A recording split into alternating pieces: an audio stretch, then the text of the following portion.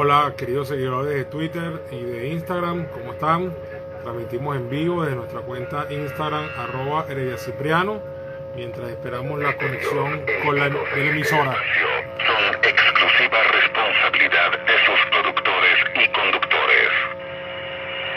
A continuación, en sintonía con Cipriano, programa mixto informativo y de opinión transmitido por Radio Todo Usuario. Es una producción nacional de José Bonilla.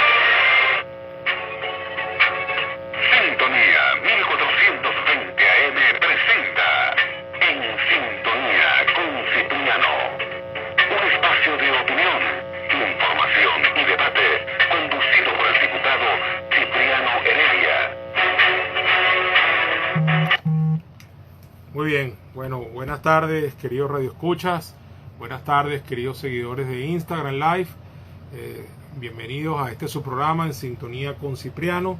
Transmitimos en vivo desde Radio Sintonía 1420 AM en la ciudad de Caracas, también por la página web de la emisora www.radiosintonía1420.com.be y también en vivo por mi cuenta de Instagram @herediacipriano, donde ya se han conectado Aquiles Heredia, Nancy Suárez, Mike Ramos, Adri Mijares, etcétera. Muchas gracias de antemano a mis radioescuchas de la emisora Radio Sintonía 1420 AM. Nuevamente debo pedirles disculpas por no estar en la emisora, pero se hace tremendamente complicado. Hay 4 alcabalas desde donde yo vivo hasta el sitio donde queda la emisora.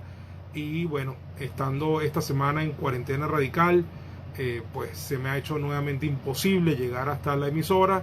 Pido disculpas por eso. La semana pasada fue por un problema de falta de combustible, que como ustedes saben está muy complicado el tema de la gasolina en Caracas y en toda Venezuela.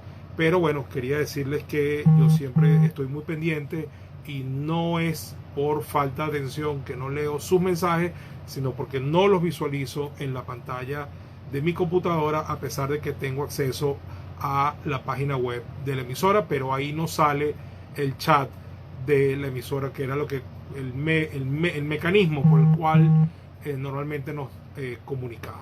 Bueno, debo decir que en la presidencia de la emisora está la doctora Ana Mireya Obregón, en la coordinación de producción Toti López Pocaterra, en los controles nuestro amigo Moisés el día de hoy, quien les habla es Cipriano Heredia. Nos dice Nancy Suárez por aquí que gracias por ese compromiso, se oye excelente. Bueno, muchas gracias Nancy por estar allí siempre pendiente. Ya hay varias personas conectadas por mi cuenta de Instagram. Y bueno, mis excusas renovadas a mis oyentes del programa por no poder leer en voz alta como hago con los oyentes de Instagram sus comentarios, pero no los puedo leer lamentablemente por incompatibilidad tecnológica entre mi laptop y el chat de la emisora, cuya explicación todavía no sé exactamente cuál es. Dice Félix Daniel Blanco, mi compañero de promoción, gracias por tu compromiso de tenernos informados. Un abrazo, muchas gracias a ti también, Félix, por estar siempre pendiente.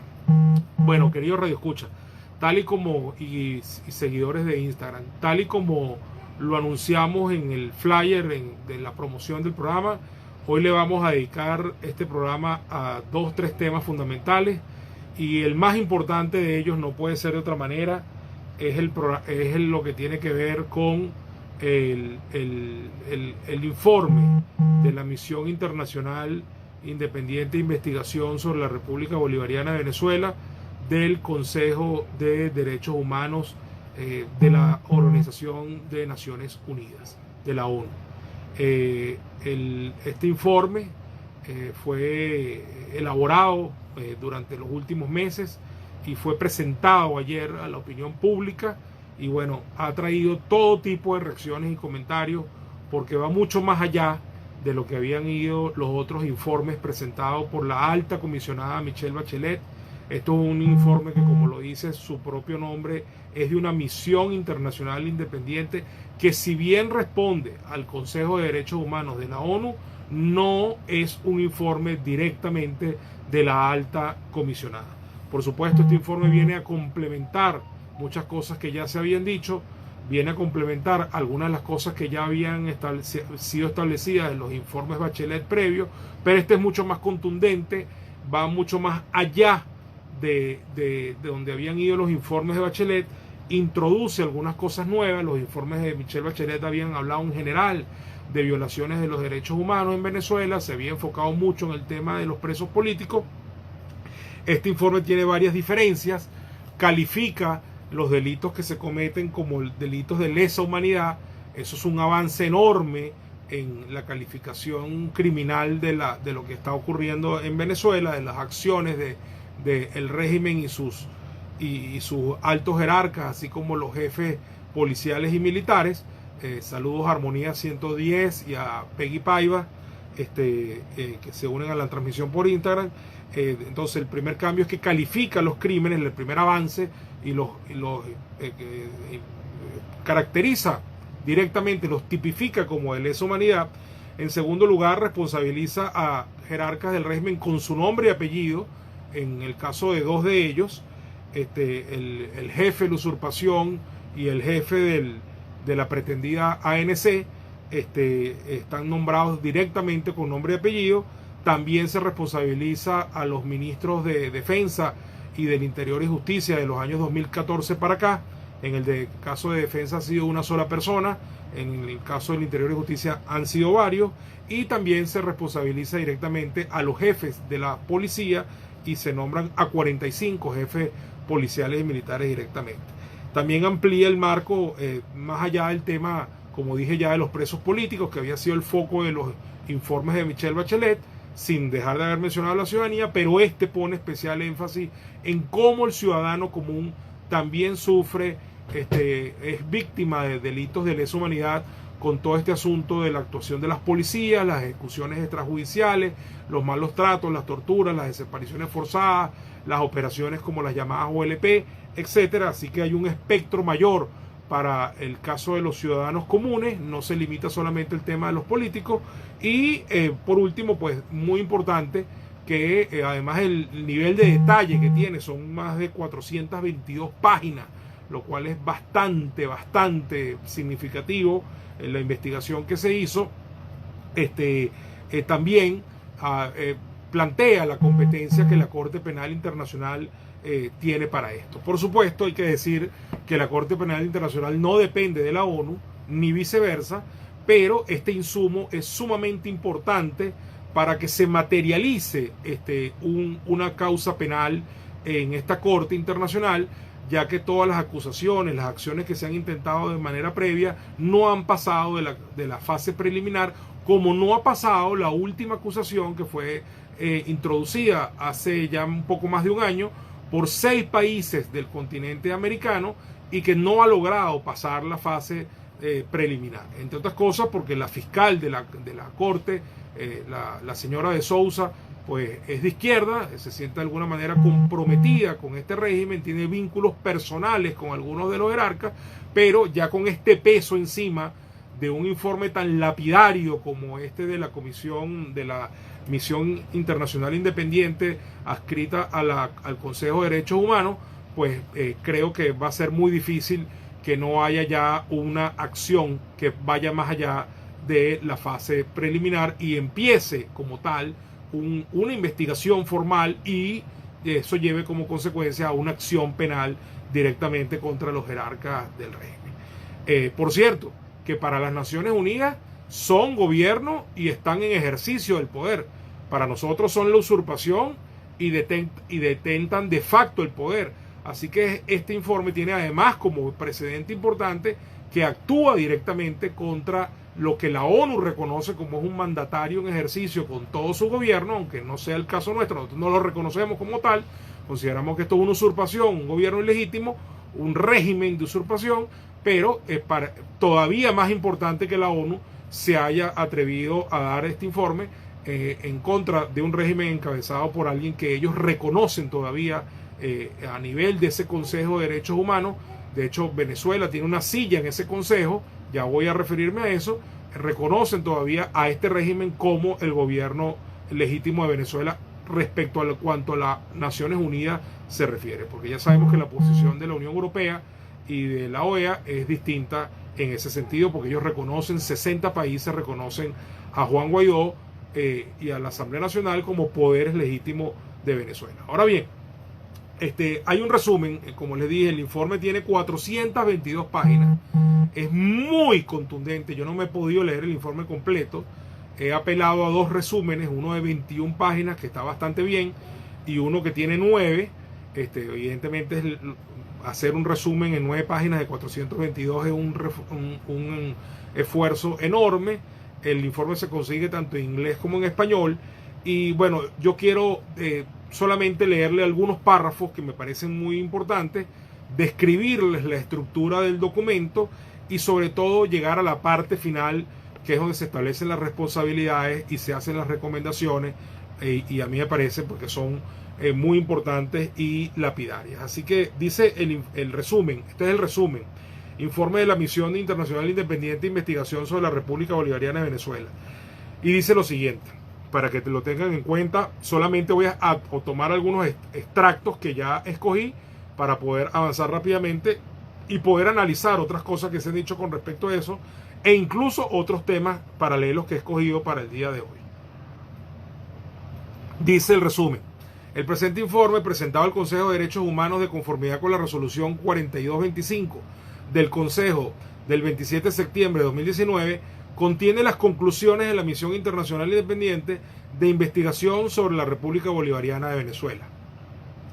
La misión ofrece un panorama general de sus hallazgos con respecto a las ejecuciones extrajudiciales, desapariciones forzadas, detenciones arbitrarias, torturas y otros tratos crueles, inhumanos o degradantes cometidos en el país desde 2014. Esto no es casualidad. Esto es del 2014 para acá, porque en el 2014, con motivo del episodio histórico conocido como La Salida, que protagonizamos básicamente los activistas de Voluntad Popular, Alianza Bravo Pueblo, 20 Venezuela, el liderazgo estudiantil y sectores de la sociedad civil, pues empezó toda esta mecánica de represión abierta y el mundo puso sus ojos en Venezuela en cuanto a violación de derechos humanos se refiere de manera sistemática, y eso por eso es el 2014 es el punto de partida de esta investigación. Sigo leyendo el resumen. La misión elaboró 2 informes, el presente y un documento ampliado en el que se proporcionan más detalles sobre incidencias, análisis y conclusiones. Se envió correspondencia oficial al gobierno en 6 ocasiones entre enero y agosto de 2020 y no recibió respuesta. Ellos entienden como gobierno el régimen de usurpación de Nicolás Maduro, como ya expliqué, a efecto de la ONU, eso es así. Sigo leyendo. La falta de acceso al país y las restricciones de viaje llevaron a la misión a tener un enfoque más restringido.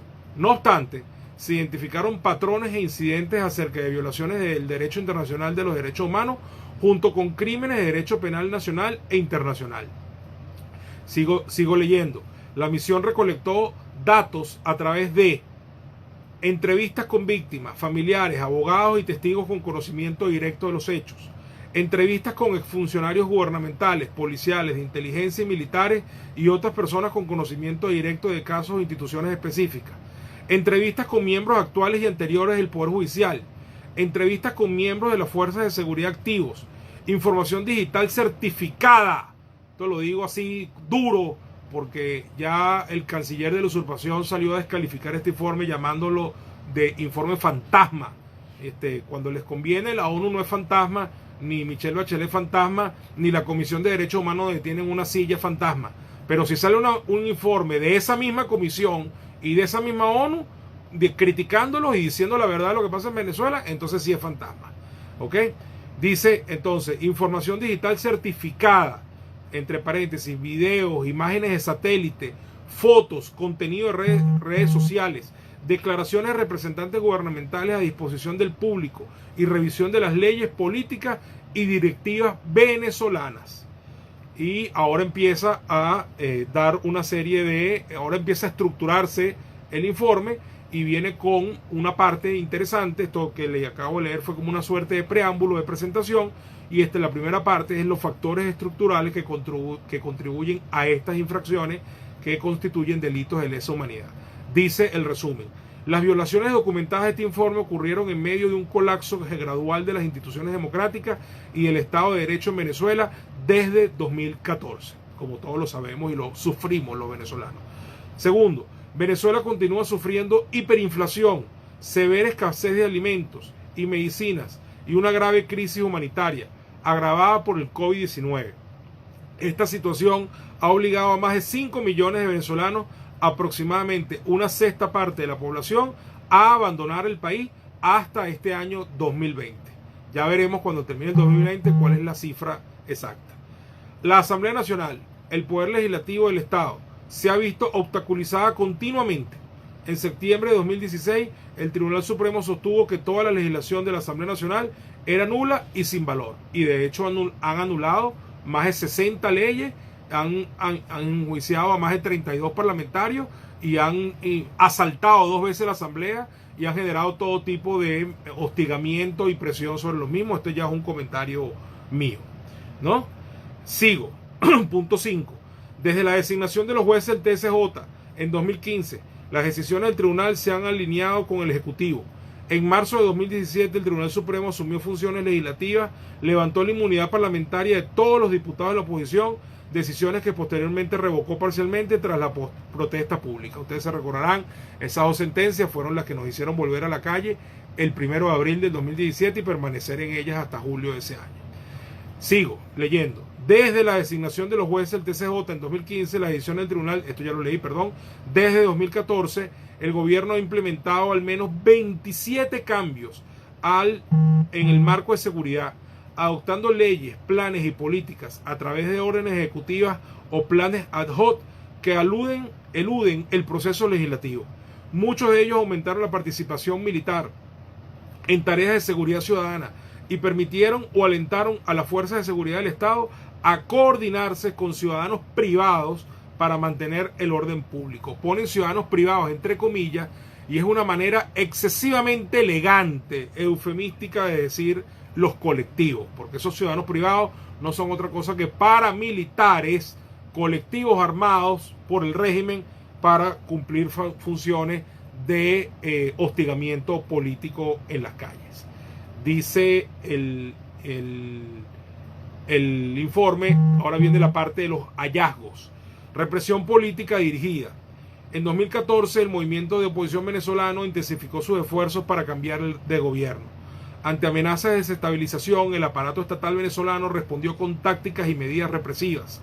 De acuerdo con su metodología, la misión investigó 110 casos relacionados con estas violaciones, identificando patrones centrales. Muy bien. Ahora dice perfiles de víctimas. La comisión determinó un perfil de víctimas generalizado. Dice, los principales objetivos de las violaciones eran a menudo críticos del gobierno con un alto perfil público o personas que representaban una amenaza debido a sus acciones. Activistas sociales y líderes políticos al frente de las protestas, políticos de oposición y disidentes militares acusados de rebelión o conspiración. Siempre digo este dato, 40% de los presos políticos en Venezuela desde el año 2017 para acá son militares y esto no es un detalle ni un elemento menor, esto hay que tomarlo en cuenta. Sigue el informe, estamos hablando de la sección perfiles de las víctimas.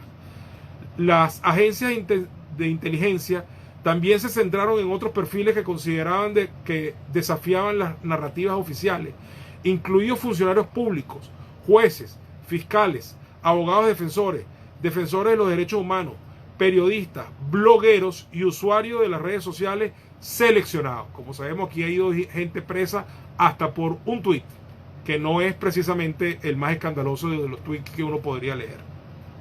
Sigo. Familiares, amigos y colegas de los principales objetivos defensores de los derechos humanos también fueron blanco de ataques.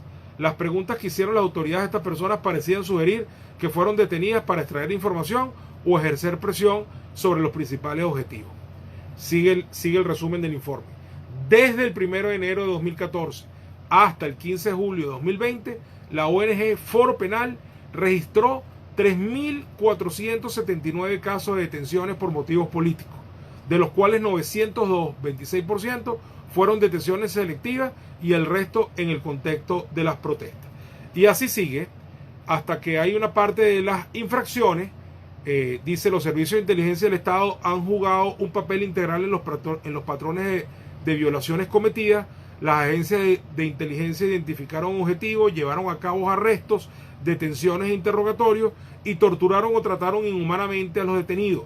Los detenidos fueron recluidos principalmente en la sede de los servicios de inteligencia en Caracas, fuera del ámbito del sistema penitenciario. A continuación, saludos a Solconto, que manda las buenas tardes y se incorporó a la transmisión. Saludos a Aquiles, ya te saludé y te nombré. Hace ahora una disgregación por cada uno de las policías, sobre todo las policías que tienen que ver con inteligencia, bien sea militar o general. Va una por una, describe sus métodos, describe las prácticas que se usan en cada una de ellas, describe a todas las policías, va una por una, insisto, habla del sistema de justicia, cómo los fiscales y los jueces se involucran en esta mecánica perversa para cometer delitos de lesa humanidad. Después habla de las violaciones en un control social o contexto de seguridad. Esto es lo que les decía, esto va más allá de los presos políticos. En esta parte hacen un estudio muy minucioso sobre el tema de las OLP, de cómo en el marco de la supuesta seguridad ciudadana se hacen violaciones sistemáticas de los derechos humanos, torturas, tratos crueles, etcétera, y cómo en el marco de todos estos despliegues operacionales de la policía en las calles, pues ocurren buena parte de todas estas violaciones de derechos humanos que constituyen delitos de lesa humanidad. Dice el informe, determina al final las responsabilidades. Esta parte vale la pena leerlo, lo haré de la manera más rápida posible, pero me parece importantísimo que se tenga claro qué es lo que dice el informe. Dice, la misión tiene motivos razonables para creer que los actos y conductas descritos en este informe equivalen a ejecuciones arbitrarias, incluidas ejecuciones extrajudiciales, torturas y otros tratos o penas crueles, inhumanos o degradantes, incluida la violencia sexual y de género. Varios de los torturados declararon, y sus familiares y los testigos y exfuncionarios policiales, que muchos de los presos, además de la tortura, habían sido sometidos a violaciones o amenazas de violaciones, y que en muchas de ellas se habían cometido efectivamente, y de delitos de género también. Muy bien, las violaciones de derechos humanos y los delitos investigados por la misión y descritos en este informe dan lugar tanto a la responsabilidad del Estado como a la responsabilidad penal individual, ya sea en el derecho penal nacional, internacional o en ambos. Hablaba antes de que estaba incluida la violencia sexual y de género, y se sigue el informe diciendo desapariciones forzadas, detenciones arbitrarias, violación de la legislación nacional de Venezuela y las obligaciones internacionales. Sigue la parte de responsabilidades diciendo, el Estado tiene la obligación de prevenir las violaciones de derechos humanos y garantizar recursos accesibles y efectivos a las personas cuando se produzcan. El hecho de que el Estado no investigue y procese a los autores de tales violaciones genera en sí mismo un incumplimiento separado de las obligaciones internacionales de derechos humanos. Así que queda clarísimamente determinada la responsabilidad del Estado en este asunto. Aquí nos dice Marianela, a quien saludo, Venezuela es miembro del Consejo de Derechos Humanos de la ONU, la comunidad internacional ahora es que se entera. No, ya vamos a aclarar ese asunto, no es que ahora se esté enterando, eso fue una votación. Lamentablemente Venezuela logró maniobrar para lograr la cantidad de votos necesarios, y de manera vergonzosa, los miembros de la ONU eligieron a Venezuela con mayoría de votos como uno de los miembros del Consejo de Derechos Humanos. Sin embargo, eso se logró a pesar de todos los informes que ya había emitido para ese momento la alta comisionada de los derechos humanos, pero a mi manera de ver, y es una de las cosas que tengo por comentar, este informe, que es un informe de una misión independiente internacional adscrita a la comisión a la que pertenece Venezuela, por cierto, ¿verdad? Independiente incluso hasta de la propia comisionada, este informe es tan lapidario y va tan allá que a mi manera de ver va a terminar sacando a Venezuela como miembro de ese Consejo de Derechos Humanos, donde nunca debió estar, porque es una inmoralidad que Venezuela esté allí. Termina el informe diciendo lo siguiente: hallazgos por contexto con respecto a las violaciones cometidas por los servicios inteligentes contra disidentes políticos y militares seleccionados, la misión ha registrado en su base de datos los nombres de los oficiales identificados por las víctimas como directamente responsables de las violaciones y crímenes cometidos. La misión también tiene motivos razonables para creer que las autoridades de alto nivel dentro de las policías y los organismos de inteligencia cometieron, ordenaron o contribuyeron a violaciones o sabían de subordinados que las estaban cometiendo. Teniendo la autoridad para hacerlo, no las previnieron ni las reprimieron. Muy importante. Dice Marilena con respecto a lo que acabo de decir: gracias, Cipriano, espero que se cumpla tu premonición. Ya te voy a leer unas cositas, Marilena, y no solamente las voy a leer, sino que las voy a comentar. No te separes la transmisión, porque tomé nota de algunas reacciones que ya ha habido y ya tú vas a ver por dónde van los tiros con respecto a esto. Dice: en relación a las violaciones y delitos cometidos durante las OLP y las OLHP, la misión constató que las ejecuciones extrajudiciales fueron cometidas por oficiales del ejército, policía e inteligencia, quienes actuaron de manera conjunta. Además, la misión tiene motivos razonables para creer que los superiores y comandantes policiales y militares conocían o debían haber tenido conocimiento de las violaciones cometidas durante las operaciones y, habiendo tenido su mando y control efectivo, no tomaron las medidas adecuadas para prevenirla o reprimirla. En cuanto a las ejecuciones extrajudiciales cometidas por los organismos de seguridad y las policías, la misión tiene motivos razonables para creer que ciertas autoridades de alto nivel tuvieron conocimiento y contribuyeron a la comisión de estos delitos. Cosa mucho más grave, porque esta ya es una oposición directa contra los jerarcas y no solamente contra los funcionarios que ejecutaron las violaciones de los derechos humanos. En cuanto a las violaciones de derechos humanos desde el marco de las protestas, en los casos investigados, la misión ha recabado información sobre personas y unidades presuntamente involucradas en la comisión de detención arbitrarias, torturas y tratos crueles, inhumanos y degradantes y privaciones arbitrarias por la vía en varios niveles de la cadena de mando, incluidos los niveles técnico, táctico, operativo, estratégico y político. Y finalmente habla de la responsabilidad penal individual. No la voy a leer completa, simplemente hace recomendaciones de que el informe contiene 65 recomendaciones concretas, de que la misión recomienda que el Estado debe tomar cartas en el asunto. Además hace recomendaciones a la ONU y dice, muy importante, que con respecto a la comunidad internacional, incluyendo los estados, deberían considerar la posibilidad de iniciar acciones legales contra los responsables de las violaciones y crímenes identificados en el informe. Yo quiero ratificar que ya 6 estados del continente americano intentaron una acción ante la Corte Penal Internacional hace más de un año, y dice que el informe recomienda que en su consideración de los casos, la Fiscalía de la Corte Penal Internacional tenga en cuenta las necesidades de las víctimas de que se haga justicia oportunamente. Esa señora de Sousa, que no ha hecho nada hasta ahora, por eso ninguna causa ha pasado de la fase preliminar, ahora va a tener esta enorme presión encima, a pesar de que la Corte no depende de la ONU, ni esa señora debe obedecer la ONU, pero este insumo es demasiado poderoso y pesado como para que no sea tomado en cuenta. Muy bien, esto es lo que queríamos decir con respecto a este informe de la ONU, ¿no? Ahora bien, fíjense ustedes, por ejemplo, las reacciones que se empiezan a ver para este momento. Seguramente hay muchos más, pero yo recabé algunos para ustedes. Dijo, por ejemplo, el portavoz del Parlamento alemán con respecto a este informe de la ONU, dijo textualmente lo siguiente: Maduro debe entregar el poder al presidente interino legítimo. Está instando a que Maduro entregue el poder porque considera que después de este informe no hay más nada que hablar, y además Alemania es uno de los 60 países que reconoce a Juan Guaidó como presidente legítimo y desconoce a Nicolás Maduro, pero aquí ahora le están instando a que termine de entregar el poder. Esto es, por ejemplo, con respecto a lo que dijo el vocero del Parlamento alemán. También Luis Almagro dio una declaración. Almagro dijo textualmente que esta cuerda de violadores de derechos humanos no van a organizar unas elecciones limpias en Venezuela. Es evidente que es así. También ha habido reacciones del propio señor Guterres, que ha sido, por cierto, bastante laxo y débil con respecto al régimen. El secretario general de la ONU esta vez dijo a Maduro, lo dijo desde ayer, que se tomara en serio el informe y que por más que ellos intenten descalificarlo, desconocerlo, disminuirlo, ridiculizarlo, le dijo textualmente que se tome en serio el informe.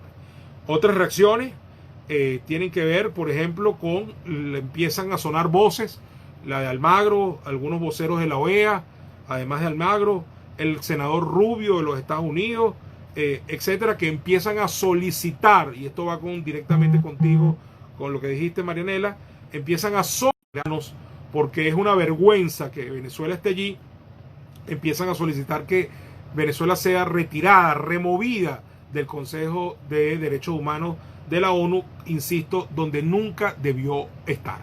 Esa votación en la que Venezuela resultó con un escaño fue realmente una vergüenza a nivel mundial, porque ya se conocía incluso uno de los informes de Michelle Bachelet, y un país violador de derechos humanos no debería tener una silla en la Comisión de Derechos Humanos, porque lejos de ser un garante, un guardián de los derechos humanos, va a ser más bien un actor para tratar de ocultar la violación de los mismos. Entonces era una contradicción que Venezuela estuviera sentado allí. Ahora bien, resulta ser que además de este informe de la ONU, se reunió también el día de hoy el Grupo de Contacto Internacional. Y entonces resulta ser que el Grupo de Contacto Internacional emitió un comunicado tremendamente interesante que también es digno de mencionar. Esta declaración es de ahorita, está saliendo del horno. Yo escogí también unos puntos para que resumirle lo interesante de la declaración. El Grupo Internacional de Contacto ha tenido una posición muy firme en cuanto a que Venezuela necesita una salida que conduzca otra vez a la democracia, que permita la restitución del marco democrático en Venezuela, que no existe, pero digamos han sido muy políticos, muy diplomáticos en las medidas a proponer, en las soluciones, han insistido en la negociación, han insistido en la salida acordada, etcétera. Pero es muy interesante lo que refiere el comunicado de hoy. Fíjense, por ejemplo, ustedes, dice Grupo de Contacto Internacional sobre Venezuela, proyecto de declaración ministerial, esto fue a nivel de cancilleres, 17 de septiembre del 2020. Por ejemplo, el punto 2 dice, los miembros del Grupo de Contacto Internacional reafirmaron, óiganse bien en qué términos hablaron hoy, que la única solución sostenible a la crisis venezolana será una política inclusiva, pacífica y democrática a través de elecciones legislativas y presidenciales. Esto es un avance notorio, porque el régimen se ha empeñado todo el tiempo en nada más legislativa. Tiene un coro de gente alrededor que dicen ser de oposición, que les avala esa postura de que solamente sean legislativas. Ya convocaron solamente una farsa electoral legislativa, y el Grupo de Contacto se encarga de meterle las cabras en el corral, como decimos en criollo, recordándoles que aquí lo que hacen falta son elecciones presidenciales. Y por supuesto hay que hacer legislativas, entre otras cosas porque el periodo se vence este año. Y las califica de que esas elecciones tienen que ser, óiganse bien, a través de elecciones legislativas y presidenciales libres, creíbles, transparentes y justas. Expresaron su preocupación por el estrechamiento del espacio democrático en el país, y en particular de cara a la organización de las próximas elecciones legislativas, y pidieron que se brinden garantías electorales de acuerdo a los estándares internacionales y a la Constitución de Venezuela.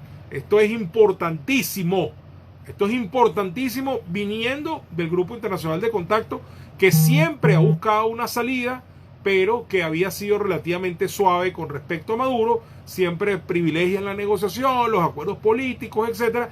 Aquí están dejando claro que las elecciones que son necesarias, además de las legislativas, son las presidenciales, y lo dicen expresamente.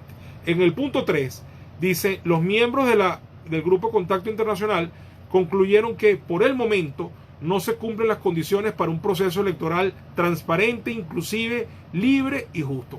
Clarísimo, no se cumplen las condiciones. Se deben eliminar todos los obstáculos a la participación política para que se lleve a cabo un proceso electoral significativo. Se deben eliminar los obstáculos. Esto incluye, entre otras cosas, sigo leyendo, el respeto del mandato constitucional de la Asamblea Nacional elegida democráticamente, la devolución del control de los partidos políticos a sus administradores legítimos, el cese, la inhabilitación y el enjuiciamiento de los líderes políticos, el pleno restablecimiento de sus derechos y de otros candidatos a la igualdad política, participación, actualización integral del padrón electoral, incluyendo a votantes jóvenes y venezolanos en el exterior, y un CNE independiente y equilibrado, y participación igualitaria y acceso irrestricto a todos los medios. El Grupo de Contacto Internacional solicita que se aborden sin demora estos obstáculos para que se realicen elecciones libres, justas y creíbles. Bueno, más claro no canta un gallo. Para seguir hablando en criollo y que todo el mundo entienda, este punto es particularmente importante porque pone los puntos sobre las IES. Muy bien, dice el punto 6, los miembros del Grupo de Contacto Internacional reiteran su profunda preocupación por el empeoramiento de la situación humanitaria en el país, que ahora se ve agravada por la pandemia del COVID-19.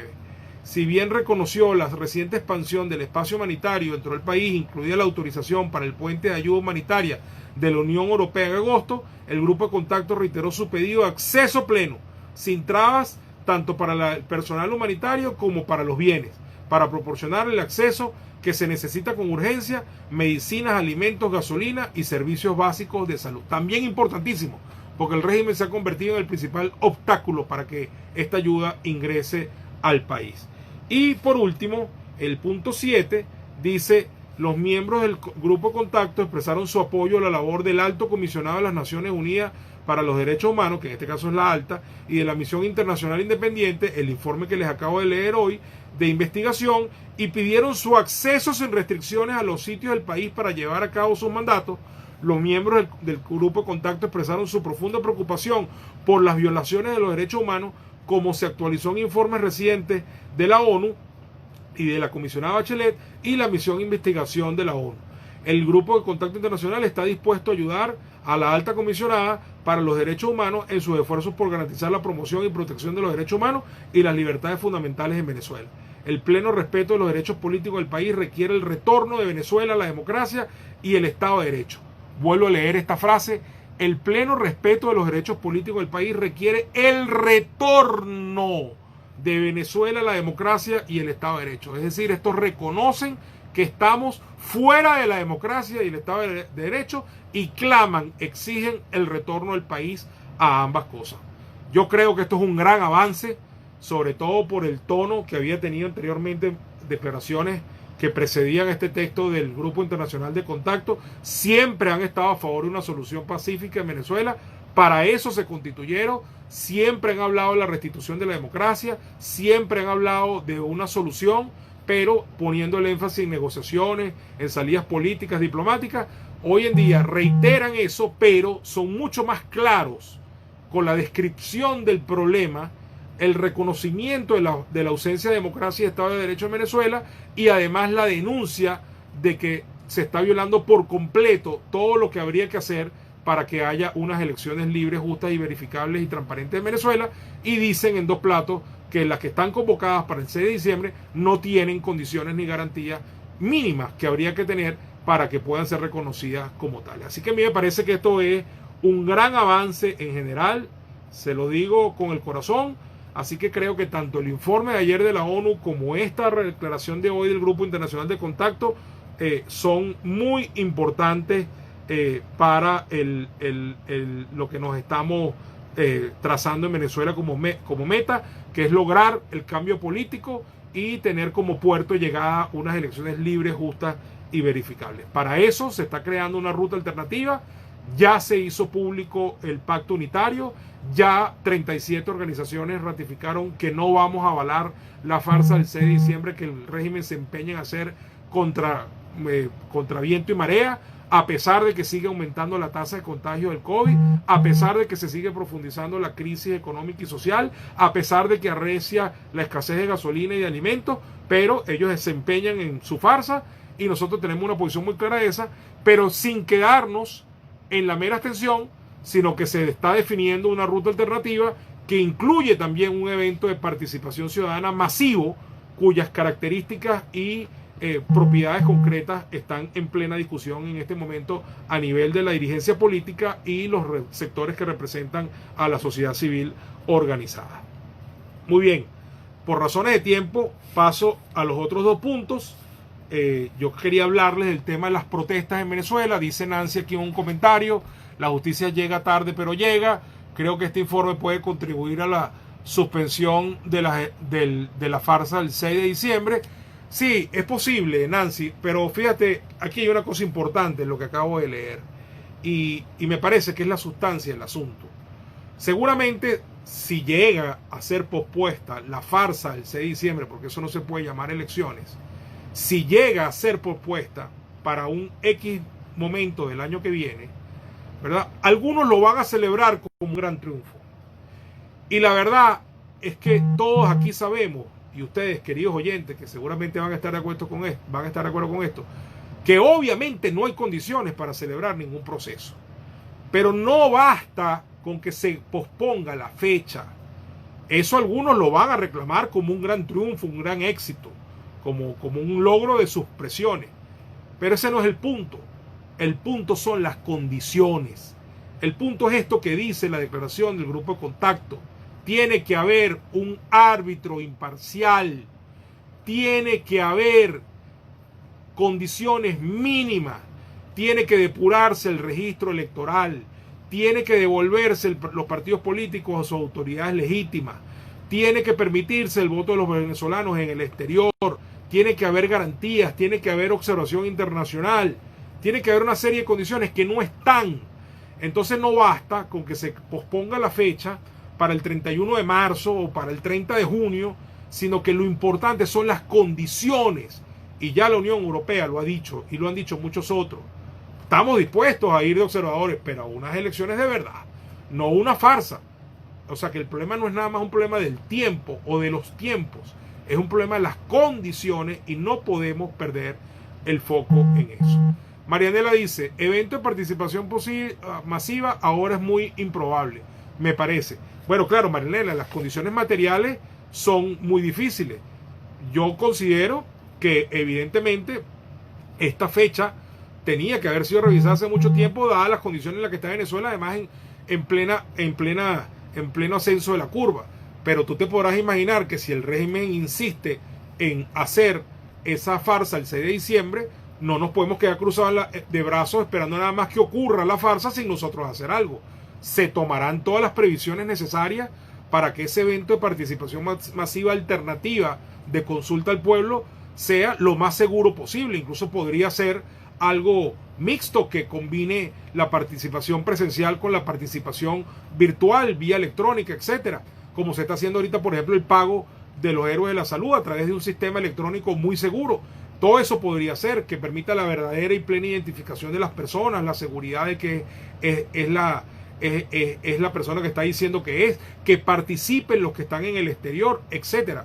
O sea, se puede llegar a una solución, a una propuesta que entienda que las condiciones materiales y objetivas del país son muy difíciles para llevar adelante un evento, pero si el régimen insiste en mantener su fecha de su farsa electoral para el 6 de diciembre, tú te podrás imaginar que nosotros no podemos quedarnos sentados de brazos nada más contemplando cómo aquello se realiza de manera impune, sino que tenemos que presentarle al país, porque además esto ha sido una demanda ciudadana persistente y lógica, que no basta con la mera abstención, sino que hay que hacer una ruta alternativa que complemente esa posición principista de no participación en la farsa del 6 de diciembre. Y esa complementación, ese complemento es justamente la ruta alternativa que ya empezó con el pacto unitario y que va a seguir siendo pulida con el evento de la consulta que se está preparando. Bueno, muy bien. Le quería hablar de las protestas.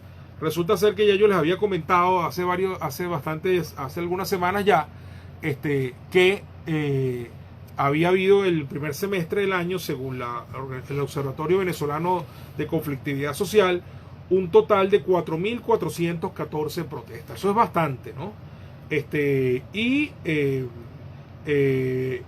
Ya tenemos las de julio y las de agosto. Quiero decirles que en julio hubo 649 protestas, más que en junio, por cierto, y en agosto hay un aumento sensible, porque de julio para junio nada más hubo 3 más, de 646 subió a 649, pero de manera muy interesante, de julio para agosto subieron de 649 a 748, es decir, casi 100 protestas más en el mes de agosto con respecto a julio. Esto es un dato que no se nos puede escapar del análisis. La mayoría de estas protestas son protestas sociales, tienen que ver básicamente con la falla de los servicios, con la escasez de combustible y de alimentos, con el costo de la vida. Algunas de ellas son de carácter reivindicativo laboral, algunas son de carácter político estrictamente, pero lo importante es que hay un ambiente de indignación en el país, hay un ambiente de malestar en el país que se manifiesta con esto de 748 protestas para el mes de agosto. Probablemente en septiembre tendremos más porque la escasez de gasolina ha sido mucho más notoria en la primera quincena del mes, y esto da un promedio de 25 protestas diarias. 25 protestas diarias, lo cual no deja de ser un dato de la realidad muy importante. Esto hay que tenerlo en cuenta para todo, para la estrategia política, para el fin último que estamos buscando en cuanto al cambio, para entender el entorno en el cual nos estamos moviendo, también para llamar a la gente a hacer un alto y pensar sobre hacia dónde deben ir dirigidas estas protestas. Debemos conformarnos con lo estrictamente transaccional, es decir, si falta el gas, llega el gas y me quedo quieto. Si es que me cortaron la luz, ponen la luz y yo me voy otra vez para mi casa. Si es que tengo una semana sin agua, entonces me ponen el agua y ya dejo de protestar. Eso es lo transaccional, lo coyuntural, o si debemos mantener más bien o adoptar un enfoque estructural. ¿Y qué es lo estructural? Entender que mientras Maduro siga en Miraflores y este régimen siga controlando el poder, no hay solución a este ni a ninguno de los problemas que existe en Venezuela. Por lo tanto, el enfoque, la protesta debe superar lo coyuntural y lo transaccional y debe enfocarse en el cambio político, o por lo menos ponerlo por encima como objetivo superior para conquistar un verdadero cambio y comenzar la reconstrucción del país y la restitución de la democracia. Aquí me escribe mi muy buen amigo y eximio economista Jesús Cacique, que está oyendo el programa. Destruyeron el aparato productivo, llevaron al país a hiperinflación, 33 meses combinados de depresión económica, 30 trimestres, el poder adquisitivo del venezolano pulverizado. Bueno, Jesús resumió en 6 líneas la realidad económica del país. Esto es un país en ruinas, en hiperinflación, ya vamos para 3 años, Jesús. La hiperinflación empezó en octubre del 2017, cuando se registró la primera tasa de variación mensual superior al 50% en el índice de precios. Ha habido uno que otro mes desde el 2019 para acá donde la tasa ha sido menor a 50%, pero recurrentemente en algún momento vuelve a subir a más de 50, como ocurrió en el mes de julio, y así vamos.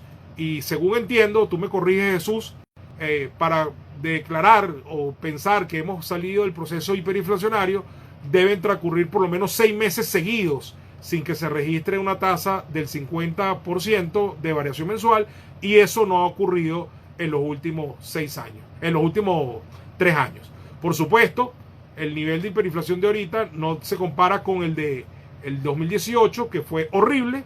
Según cifras de la Asamblea Nacional, 1.700.000%. Según otros profesionales, instituciones, bancos, conocedores de la materia, incluyéndote, Jesús, organizaciones, instancias internacionales, etcétera, fue superior al 2 millones%. Y por supuesto, eso es una barbaridad. En un solo año, Venezuela pasó al nefasto y selecto club de las 5 hiperinflaciones más altas de la historia. Y como dice Jesús, su prolongación en el tiempo la convierte en una de las hiperinflaciones ahora más longevas de la historia de la humanidad. Nos dice Juan Pablo Gonzalo, ese tiene que ser el enfoque: pedir la renuncia a Maduro sin pausa. Bueno, como decía alguien por ahí, la renuncia o lo renunciamos, porque las dos cosas valen. Dice Nancy, excelente tus explicaciones del programa de hoy. Venezuela merece vivir en paz y en progreso sin Maduro. Así mismo es, Nancy. Y dice Jesús Cacique nuevamente, responde a mi pregunta: tenemos que esperar hasta julio de 2021. Bueno, así mismo es, Jesús. Gracias por tu participación, y efectivamente tu descripción de lo que es la economía venezolana en números ha sido perfecta. Los trimestres que llevamos de caída, lo que llevamos de hiperinflación, la destrucción del aparato productivo, la disminución del poder adquisitivo del venezolano. Venezuela está en ruinas, su aparato productivo está destruido, y aquí no va a haber ninguna solución a los problemas económicos, ni sociales, ni de servicios públicos de Venezuela, mientras el señor Maduro esté en Miraflores y el régimen siga controlando el poder. Y por eso todo lo que hagamos, todo lo que protestemos, todo lo que pensemos, todo lo que hablemos, tiene que estar enfocado hacia el objetivo superior de lograr el cambio político en Venezuela que le dé lugar al gobierno de transición, de emergencia nacional, para que comience la reconstrucción del país y la restitución de la democracia. Queridos amigos, faltan 5 minutos para que finalice el tiempo del programa, tanto en la radio como en la transmisión por Instagram, por lo que yo me despido. Tenía para ustedes la encuesta de crisis que hace la Comisión Especial de la Asamblea Nacional, pero bueno, ustedes se podrán imaginar la escasez de gasolina por las nubes, el poder adquisitivo totalmente acabado. Se miden las fallas eléctricas, la falla de gas, la falla de combustible, la falla de agua, la falla de transporte, todas están evidentemente en alza, y bueno, eso es lo que provoca justamente esta cifra de protestas que hemos leído para ustedes el día de hoy. Vamos a estar muy atentos. El secretario de Estado Pompeo arrancó hoy jueves su gira por Latinoamérica, y no por casualidad va a los países vecinos de Venezuela, va al Brasil, va a Guyana, va a Colombia. Evidentemente Venezuela será punto central de su agenda, y evidentemente también hay que estar atentos a las secuelas que va a seguir trayendo este informe de la Misión Especial Internacional Independiente de la Comisión de Derechos Humanos de la ONU. Yo insisto y espero poder el jueves que viene estar comentando delante de ustedes que la presión internacional ha subido a un punto tal de que Venezuela va a ser removida de su asiento en la Comisión de Derechos Humanos, porque no merece estar allí un violador sistemático de los mismos. Leo por último, para cerrar, un nuevo comentario de Jesús. La inflación acumulada desde abril del año 2013 hasta julio de 2020, es decir, los últimos 7 años, alcanza 18.427 millones 384.559%. Es hasta difícil leer la cifra, se la repito. 18.427 millones 384.559%. ¡Qué barbaridad! Esa es la inflación que ha acumulado Venezuela en los últimos 7 años. Y dice Jesús, para terminar, 18.427 millones 300... bueno, lo mismo que yo dije. Exactamente, ahora lo puso en letras para, por si acaso yo no lo podía leer. Jesús, somos economistas, pero podemos todavía leer números, y de hecho dirigimos la cátedra de Economía Política en la Universidad Central. Economía política, por supuesto. Nunca nos metemos en temas de econometría, ni modelos económicos, ni asuntos matemáticos como tú sí lo haces, que eres un experto.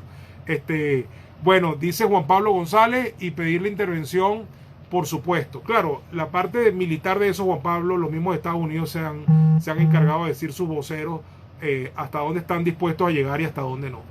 Entonces tú no haces nada solicitando algo que quien supuestamente lo va a ejecutar no te lo va a dar.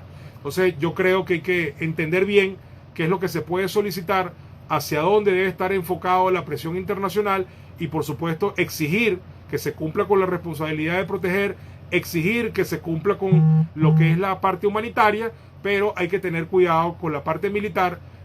No porque eso no pueda ser justificable en un determinado momento y bajo cierta coyuntura, para mucha gente ya lo es, sino el tema es que tú no puedes estar haciendo solicitudes públicas sobre algo que quien está llamado a ejecutarlo, o a quien tú se lo estás pidiendo, no está dispuesto a darlo, como lo han dejado claro muchos voceros del gobierno de los Estados Unidos, entre otros. Y por supuesto, ampliamente rechazado esa opción por el Grupo de Lima, la Unión Europea, el Grupo de Contacto, etcétera, etcétera, etcétera. Entonces a veces una cosa son los deseos y otra cosa son las cosas posibles y reales. Hay que tener una clara distinción sobre eso, y es muy malo estar vendiendo la idea, además, de que eso está planteado, de que incluso podría estar decidido y que no se termina de ejecutar porque fulanito no lo pide o no lo pide tal organismo.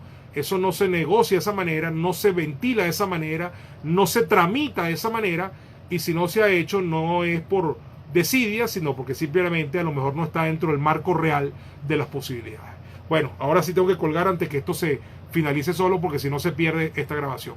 Muchas gracias a todos por su atención. Me despido de los oyentes de la radio Sintonía 1420M y de ustedes, mis seguidores de Twitter. Hasta la próxima.